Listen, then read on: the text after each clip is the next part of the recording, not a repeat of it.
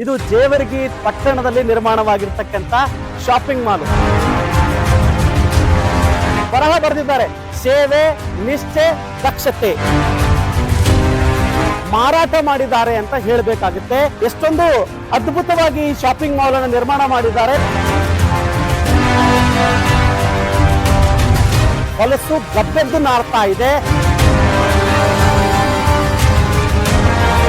ರಸ್ತೆ ಮೇಲೆ ಎಲ್ಲೆಂದರಲ್ಲಿ ಏನಪ್ಪಾ ಅಂತ ಕೇಳಿದ್ರೆ ಟಾಯ್ಲೆಟ್ ಮಾಡಿದ್ದಾರೆ. ನನಗೂ ಸಂಬಂಧ ಇಲ್ಲ, ನನ್ನ ತಂದೆಯವರಿಗೂ ಸಂಬಂಧ ಇಲ್ಲ ಎನ್ನುವ ರೀತಿಯಲ್ಲಿ ವರ್ತನೆ ಮಾಡ್ತಾ ಇದ್ದಾರೆ. ನೀವು ಸದ್ಯದಲ್ಲಿ ಅಧಿಕಾರದಲ್ಲಿದ್ದೀರಿ, ನಿಮಗೆ ನೇರವಾಗಿ ಮುಖದ ಮೇಲೆ ಹೇಳ್ತೇನೆ.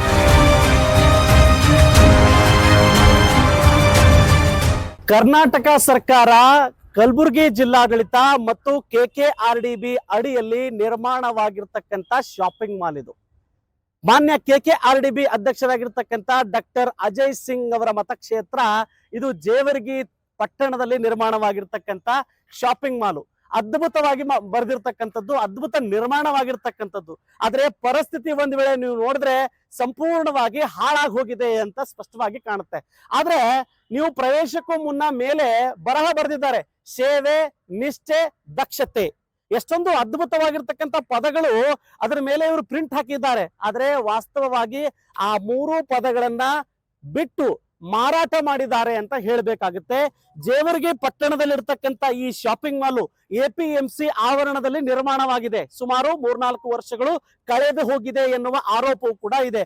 ಆದ್ರೆ ವಾಸ್ತವವಾಗಿ ಈ ಒಂದು ಶಾಪಿಂಗ್ ಮಾಲ್ ನ ಪರಿಸ್ಥಿತಿ ಹೇಗಿದೆ ಅಂತ ನಿಮಗೆ ತೋರಿಸೋ ಪ್ರಯತ್ನವನ್ನ ಮಾಡ್ತೇನೆ.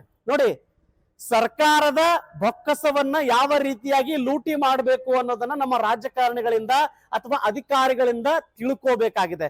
ಎಷ್ಟೊಂದು ಅದ್ಭುತವಾಗಿ ಈ ಶಾಪಿಂಗ್ ಮಾಲ್ ಅನ್ನು ನಿರ್ಮಾಣ ಮಾಡಿದ್ದಾರೆ. ಎಷ್ಟೋ ಶಟರ್ಗಳಿದಾವೆ. ಇವುಗಳನ್ನ ನೀವು ಶಾಪಿಂಗ್ ಮಾಲ್ ಅಂತ ಬಳಸ್ಕೊಳ್ಳೋದಕ್ಕೆ ಅವಕಾಶ ಇತ್ತು. ಆದ್ರೆ ಸಂಪೂರ್ಣವಾಗಿ ಮತ್ತೆ ಇದನ್ನ ರಿಪೇರಿ ಮಾಡುವ ಅನಿವಾರ್ಯತೆ ಮುಂದಿನ ದಿನಗಳಲ್ಲಿ ಇದೆ ಅಂತ ಮುಖದ ಮೇಲೆ ಹೇಳ್ತೀನಿ ನಿಮಗೆ.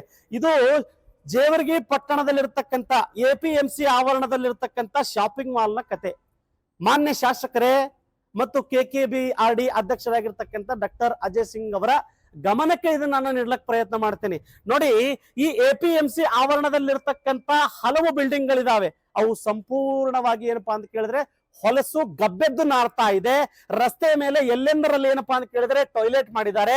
ಸ್ವಚ್ಛತೆ ಸಂಪೂರ್ಣವಾಗಿ ಕಣ್ಮರೆಯಾಗಿದೆ. ಆದ್ರೆ ಅಧಿಕಾರಿಗಳು ಯಾವ ಸ್ಥಳದಲ್ಲಿ ಕೂತ್ಕೋತಾರೆ ಆ ಬಿಲ್ಡಿಂಗ್ ಮಾತ್ರ ಯಾವ ರೀತಿ ಇದೆಯಪ್ಪ ಅಂತ ಕೇಳಿದ್ರೆ ಮಿಂಚುತ್ತಾ ಇದೆ.